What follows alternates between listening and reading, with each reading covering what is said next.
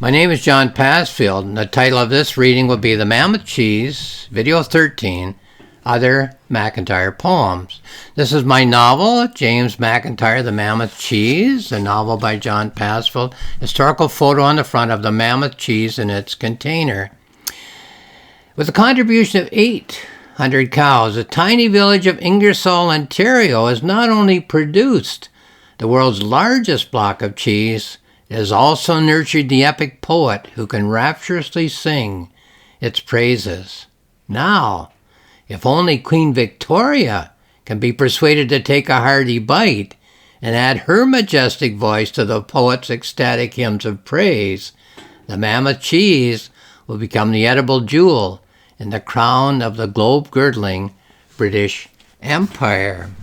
So, although his cheese poems figure prominently in the thoughts of the main character in this novel, James McIntyre, in this video I'm going to read a number of his poems that are not about cheese. So let's go to chapter 3, page 20. Here we are, for a non-cheese poem by James McIntyre. My friends, we sing Canadian themes, for in them we proudly glory, her lakes, her rivers, and her streams, worthy of renown in story. And then over the page, to page 22, a couple more non-cheese poems by James McIntyre. The Thames and tributary rills, here they do drive momentous mills, enabling millers to compete, to pay high price for oats and wheat. And a third poem, non-cheese poem. Poetry to us is given as stars beautify the heaven, or as sunbeams when they gleam, sparkling so bright upon the stream. And the poetry of motion is ship sailing o'er the ocean, or when the bird doth graceful fly, seeming to float upon the sky. For poetry is the pure cream and essence of the common theme. Well, that's from page 3, or chapter 3. In chapter 4, he thinks of some of the great poems of the English language by Shelley, Keats, Byron, and so on. So we'll go on to chapter 5, where he thinks of his own poems again. So he's trying to figure out something by alternating poems that he has written and poems that great poets have written. Well, here's another poem that he has written. Once, while digging 'neath the snow, mid-Canadian winter, lo! To our joy and surprise, we saw some violets in full bloom, gazing at us with loving eyes, thanking us for opening their tomb. Here's another poem by James McIntyre. We love cold water as it flows from the fountain which nature has brewed alone. In the mountain, in the wild woods, and in the rocky dell, where man hath not been, but the deer love to dwell, and away across the sea in far distant lands, in Asia's gloomy jungles, and Africa's drifting sands, where to the thirsty traveler a charming spot of green is by far the rarest gem his eyes have ever seen. And when he has quenched his thirst at the cooling spring, with many grateful songs he makes the air to ring, for many nights he dreams of this scene of bliss. And when he thinks of heaven, it is of such as this. So that's chapter 5. In chapter 6, he will think again of great poems by Shelley, Keats, Byron, and so on. So let's move on to chapter 7, where he goes back to thinking of his own poems. I'm looking for page 52 here, and here it is. So here's another non-cheese poem by James McIntyre. But let it never be forgot that distant hills, when closer seen, are after all a barren spot, not like your own hills, clad in green. And here's a poem that I noted as I read the book of poems, and I'll tell you why in a moment. At London, Thames is a broad stream, which was the scene of a sad theme. Whoops, get the page right here. As fragile steamer there did play, or crowded on a queen's birthday. Now, James McIntyre was alive when that happened. It happened in 1881. A steamer sank in the Thames River at London, Ontario. Well, I happen to have written a novel based on the newspaper accounts of that event. Victoria Day, The Fabric of the Community, a novel by John Passfield. The sinking of the steamboat Victoria, May 24th, 1881. Here's the summary on the back of that novel. On Victoria Day, May 24th, 1881, in London, Ontario, Canada, a young reporter was relaxing on his boarding house porch after supper when he noticed a man staggering up the street, soaking wet and incoherent. The reporter rushed to the Thames River, dove into the water, and took part in a desperate effort to rescue the survivors of the sinking of the steamboat Victoria, which had foundered with 500 passengers on board. Afterwards, the reporter Lambert Payne pledged to investigate the causes of the disaster, and vowing that such an event must not be allowed to take place in his community again. So I didn't know of the McIntyre poem at the time, but I knew of the story. I grew up in nearby St. Thomas, Ontario, not far from London. I went to school in London as well. So I researched that and wrote the story, and it was interesting to just come across a short poem by James McIntyre on the same topic, written, I assume, a few days after it actually happened in 1881.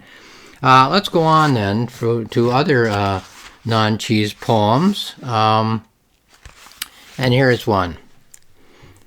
In summertime it doth seem good to seek the shade of the green wood, for it doth banish all our care when we gaze on scenes so fair. And birds do hear and branches sing so merrily in early spring, and lovingly they here do pair, their mutual joys together share. Here nature's charming, never rude, inspiring all with happy mood.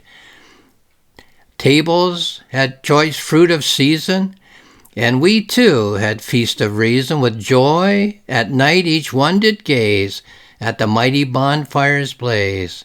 The tree leaves shone with silver bright, the lanterns too were pleasing sight. So just drawing on his everyday life and the everyday life of the community to write about. Well, that was chapter 7. Chapter 8, again, the great poets, Chaucer, Shelley, Keats, and so on. Again, he was comparing in his own mind. But let's look at chapter 9 then. The last chapter I'll refer to, page 65, for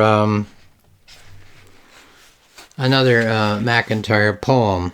Oh, it's James McIntyre. It was an actual person. You could picture him working in his shop, which was mainly furniture emporium, furniture making and selling emporium, and he would scribble things on the counter and then take them across the road as advertisements to go in the local newspaper. So here's one, a 2-line poem. Will you please let me go, Ma, to McIntyre's to buy a sofa? Well, okay, not a great poem, but he probably had fun writing it and people had fun reading it, eh? Will you please let me go, Ma, to McIntyre's to buy a sofa? To the Furniture Emporium? Let's go to 67, page 67. Here's another poem. When winter comes, it brings no gloom, but makes fresh pleasures spring and bloom, for whom the youth longs for a bride. For when the youth, longs for a bride, he gives his girl a grand sleigh ride. I'll read those 2 lines again, having flubbed them. For when the youth longs for a bride, he gives his girl a grand sleigh ride. So a very Canadian poem. Let's see what else we have. Oh, just one more, I think, and here it is. Again, some of his poems were humorous, some were quite serious. Here's a more serious one. It was on a pleasant eve in May, just as the sun shed its last ray, the bell it rang, citizens to warn, for lo, a fire appears in barn. The ancient barn near hotel stood, the joining buildings all were wood, This barn, a relic of the past, there farmers' horses were made fast. Our once fair town is now in woe, as we have had our Chicago. Well, Chicago, a very large fire, famous fire, Mrs. O'Leary's cow knocked over a bucket and the whole town caught on fire. These were wooden towns in those days, and every town had its fire disaster in those days. But soon a nobler town will rise, for Ingersoll's all enterprise. For water far, town need not seek, as there is river in the creek. Just find the means that to apply, and then all fire must quickly die. So those are poems that I selected, and they're in the mind of James McIntyre. He's trying to figure something out by comparing, I guess you can say, and contrasting his own poetry with that of the great poets of the language, as I said. But he's also simply enjoying the fact that he can write about his everyday life and the lifestyle of the citizens of his community. Here's a note that I wrote in response to these poems. We're all myths in the minds of those who know us, in the mind of those who know us only fleetingly, those to whom we say hello and not much else, and those with whom we spend most of our waking hours. It makes life easier to reduce the people whom we know, whether casually or deeply, to the level of simplistic myth. A myth is a pattern of ideas into which one can fit new information, knowing that the information will help to reinforce what we assume to be the truth. So if I see you as a person who travels, I can ask you, after I say hello, whether you've had any new trips planned.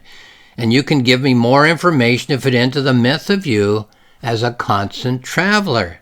It avoids the need for me to think of you as more than one-dimensional person with all the hopes and fears that all humans have as they make their way through their highly complex lives.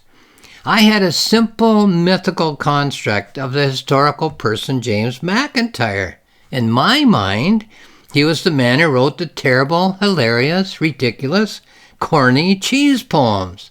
I was surprised to find, though, on the Gutenberg Project website, that the historical James McIntyre had written over 200 pages of poems, sometimes with more than one poem per page, and that very few of them were about cheese, and very few of them were humorous, either intentional or otherwise.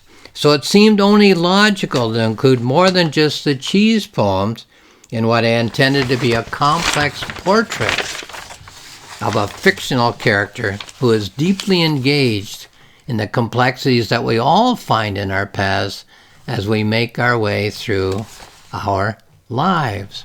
So, this is my novel, James McIntyre, The Mammoth Cheese. There's more information about the novel on Amazon, so have a look there. My publisher's website is rocksmillspress.com, ROCKSMILLSPRES has more information about the novel there. My website, johnpassfield.ca, JOHNPASSFIELD, has more information there. In fact, there's 2 free books. A planning notebook in which I plan and write the novel and keep a record as I go. A journal in which I review the novel as I'm polishing it, which took maybe a month or 6 weeks, polishing the rough draft that I had written. So have a look there at johnpassfield.ca if you want to read about this novel, but also about writing in general and the poetic novel in particular. And lastly, I'll say thank you for watching this video.